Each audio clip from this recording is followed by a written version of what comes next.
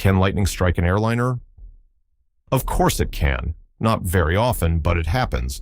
And no, it's not considered normal. Pilots usually try to avoid thunderstorms whenever possible, but sometimes that's easier said than done. Why?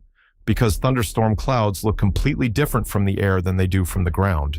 They're enormous vertical towers, often spreading out at both the top and the bottom. Sometimes they're packed so closely together that there seems to be no way through. Although standing there isn't really the right word, they're constantly moving.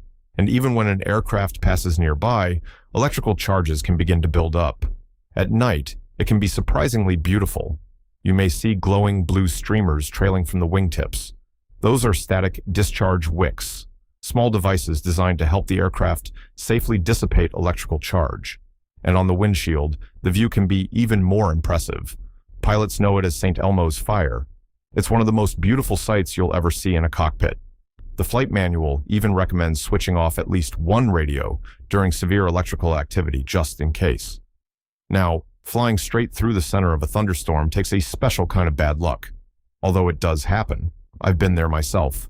Very rarely. Aircraft do occasionally receive minor damage from lightning strikes. But that's not the main reason pilots dislike thunderstorms, not even close. The real concerns are severe turbulence and heavy precipitation.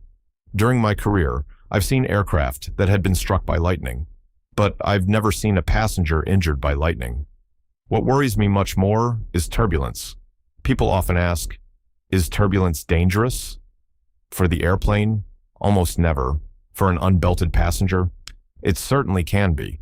Even when I'm traveling as a passenger myself, I usually keep my seatbelt fastened long after the seatbelt sign has been switched off, simply because I've seen a lot over the years. I can't recall a single air disaster caused by ordinary turbulence alone. But I have seen passengers flying above their seats more than once, and the scariest part is usually not the turbulence itself, it's the screaming. For the airplane, turbulence is usually nothing more than another bump in the road. A very rough road, perhaps, something like a roller coaster, just at 35,000 feet.